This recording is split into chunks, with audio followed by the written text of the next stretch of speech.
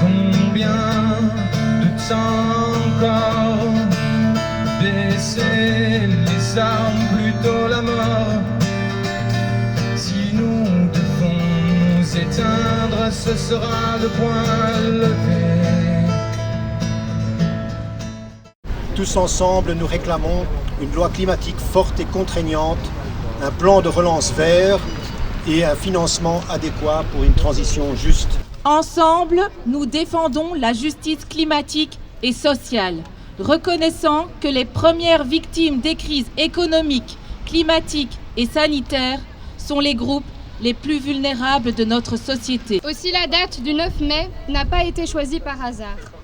Nous avons choisi la date symbolique du 9 mai, qui est officiellement désignée Journée de l'Europe pour célébrer l'anniversaire de la déclaration Schuman.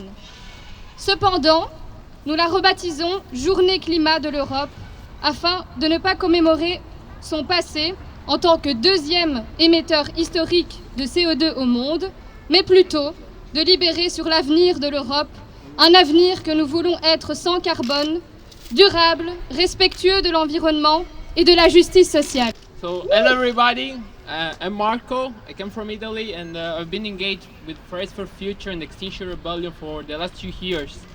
I just moved here to look nearer what the European Union is doing for guaranteeing our future.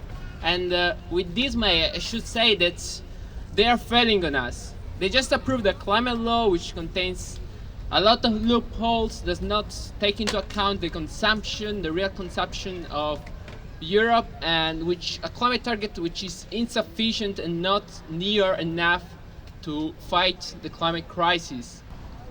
Mais voilà, le scénario était écrit, la loi vient d'être votée.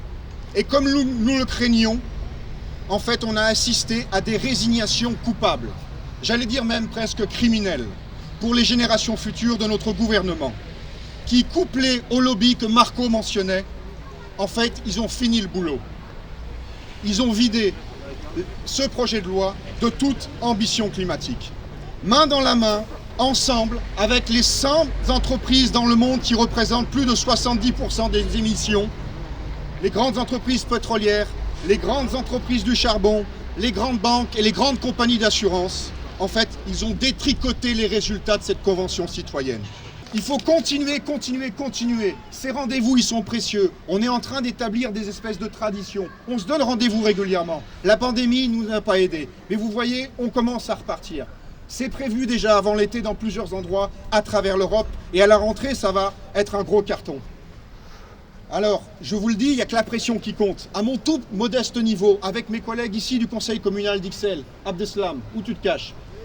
Voilà, il est là. Abdeslam et tous mes collègues, je peux vous le dire, ces mobilisations, elles nous maintiennent la pression. Olivier, tu nous as beaucoup aidés. Il faut continuer à embêter les élus, quel que soit leur bord, même les élus de l'écologie politique. Il faut mettre la pression et quand on vous voit dans la rue, ça nous donne une extra motivation. Ça nous permet aussi de convaincre les inerties qui existent dans nos administrations. Donc il va falloir continuer à marcher, il va falloir continuer à se battre contre les lobbies industriels et fossiles. Parce que qu'est-ce qu'il nous faut? Alors il nous faut en fait pour limiter ces 1,5 degrés, il faut qu'on baisse nos émissions de gaz à effet de serre de 65% d'ici 2030 au lieu des 55 qu'on a aujourd'hui. Il faut qu'on arrive à la neutralité climatique, donc tous les gaz à effet de serre qu'il n'y en ait plus en fait, qui soient émis dans l'atmosphère en 2040. Donc c'est une décennie plus tôt que ce qui est prévu par la loi actuellement.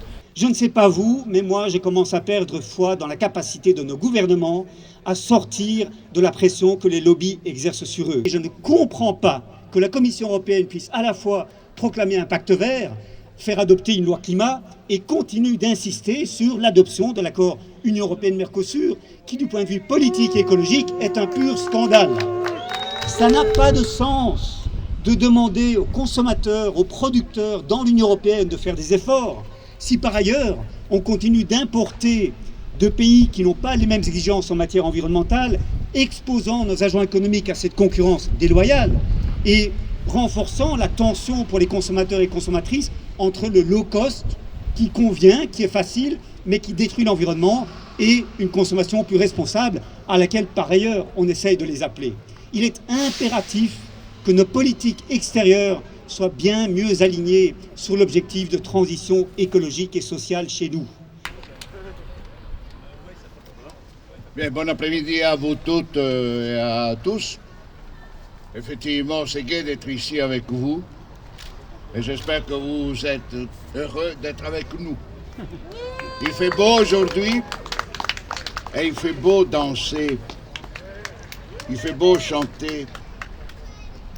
Il fait beau voir des enfants ici. Les 3 à 4 enfants là, c'est merveilleux. C'est presque bucolique, quoi. Mais ce n'est pas assez anti-économique et anticapitaliste. Et il fait beau se battre. Combien de temps encore il faut se battre? Moi, je pense qu'il faut continuer, il faudra toujours continuer à se battre. Tant que, comme disait une vieille chanson anarchiste italienne du 19e siècle, tant que l'un domine sur l'autre.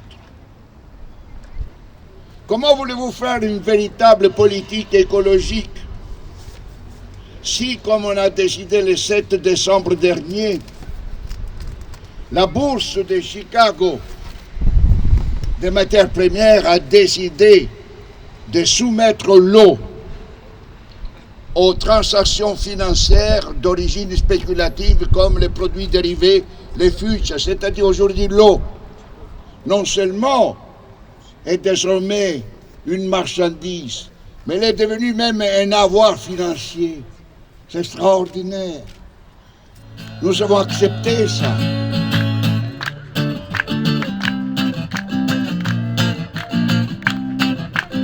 Est-ce que vous allez chanter? L'esprit libre, le cœur léger. L'esprit libre et le cœur léger. L'esprit libre, le cœur léger. L'esprit libre et le cœur léger. On essaie ensemble.